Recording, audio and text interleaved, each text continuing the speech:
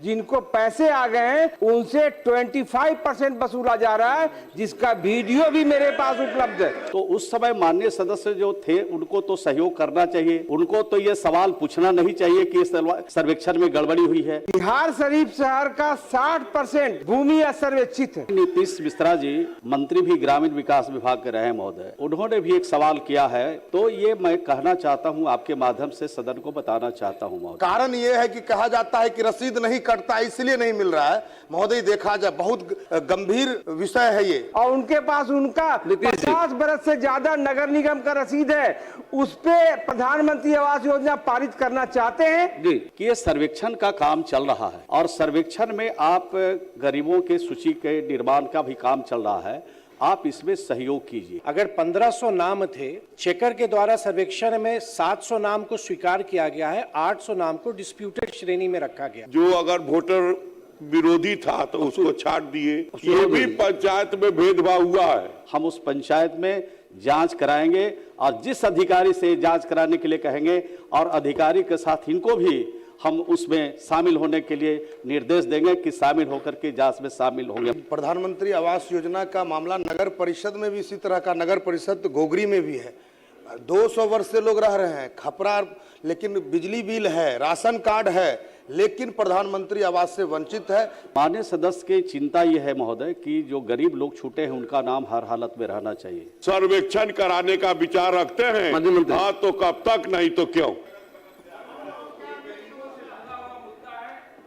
प्रधानमंत्री जी का संकल्प भी है कि देश के हर गरीब को हम छत देंगे, प्रधानमंत्री आवास योजना देंगे। सरकार काफी प्रयास कर रही है भ्रष्टाचार पर अंकुश लगाने का, लेकिन बिहार शरीफ विधानसभा के रहुई प्रखंड के रहुई पंचायत में घर घर जाकर प्रधानमंत्री आवास योजना जिनकी स्वीकृत हो गई है, जिनको पैसे आ गए हैं, उनसे 25% वसूला जा रहा है, जिसका वीडियो भी मेरे पास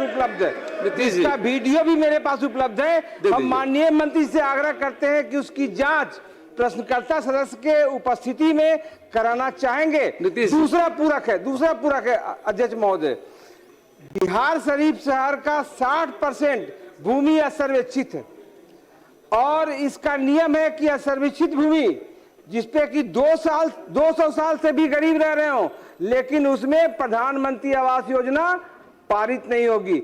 इसके लिए हमने माननीय मुख्यमंत्री जी को पत्र भी लिखा था, लेकिन कोई सॉल्यूशन नहीं निकला।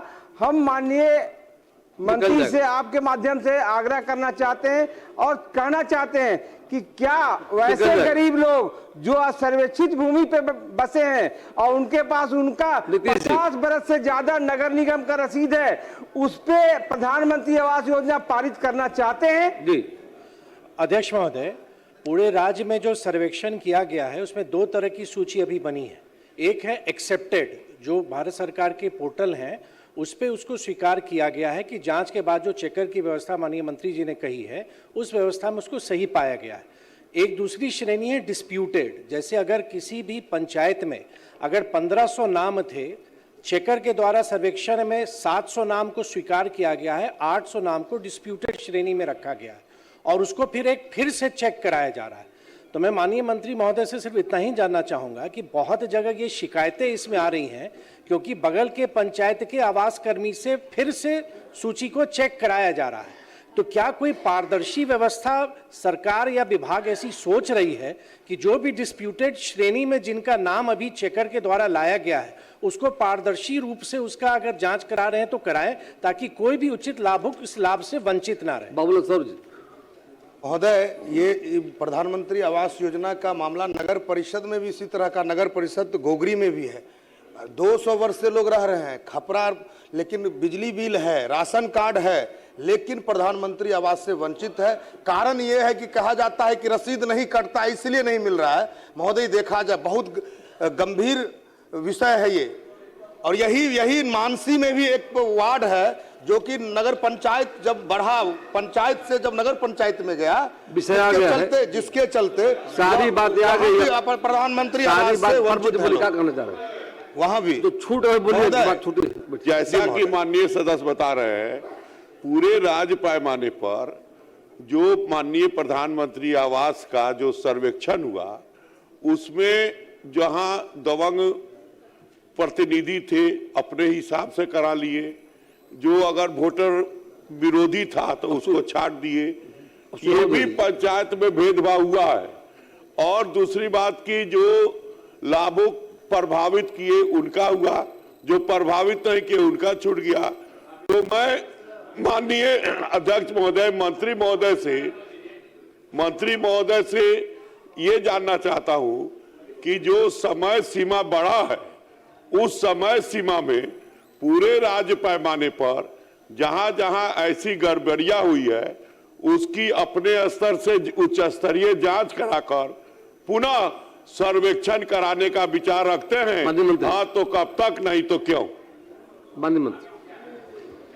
माननीय अध्यक्ष महोदय, माननीय सदस्य कई तरह के सवाल पूरक प्रश्न में किया है महोदय। माननीय सदस्य की चिंता यह है महोदय कि जो गरीब लोग छूटे हैं उनका नाम हर हालत में रहना चाहिए। और माननीय नीतीश मिश्रा जी मंत्री भी ग्रामीण विकास विभाग के रहे हैं महोदय, उन्होंने भी एक सवाल किया है। तो ये मैं कहना चाहता हूं, आपके माध्यम से सदन को बताना चाहता हूं महोदय कि अब तो ये सूची बन गई महोदय, अब उसका जांच भी चल रहा है महोदय। और माननीय सदस्य जो इसके पहले माननीय सदस्य थे इस सदन के महोदय, सबको मैंने पत्र लिखा है महोदय कि ये सर्वेक्षण का काम चल रहा है और सर्वेक्षण में आप गरीबों के सूची के निर्माण का भी काम चल रहा है, आप इसमें सहयोग कीजिए। तो उस समय माननीय सदस्य जो थे उनको तो सहयोग करना चाहिए, उनको तो ये सवाल पूछना नहीं चाहिए कि सर्वेक्षण में गड़बड़ी हुई है। अगर उनके क्षेत्र में, उनके पंचायत में, उनके इलाके में गड़बड़ी हुई है तो माननीय सदस्य को भी देखना चाहिए था।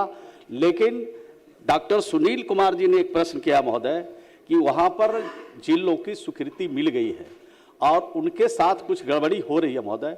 माननीय सदस्य को मैं बताना चाहता हूँ, स्पेसिफिक पंचायत का बता दें, हम उस पंचायत में जांच कराएंगे और जिस अधिकारी से जांच कराने के लिए कहेंगे और अधिकारी के साथ इनको भी हम उसमें शामिल होने के लिए निर्देश देंगे कि शामिल होकर के जांच में शामिल होंगे महोदय। अब प्रश्न लिए जाएंगे। इसके अतिरिक्त अब लिखित दे दीजिए, लिखित दे दीजिए आप, लिखित। मुरारी मोहन झा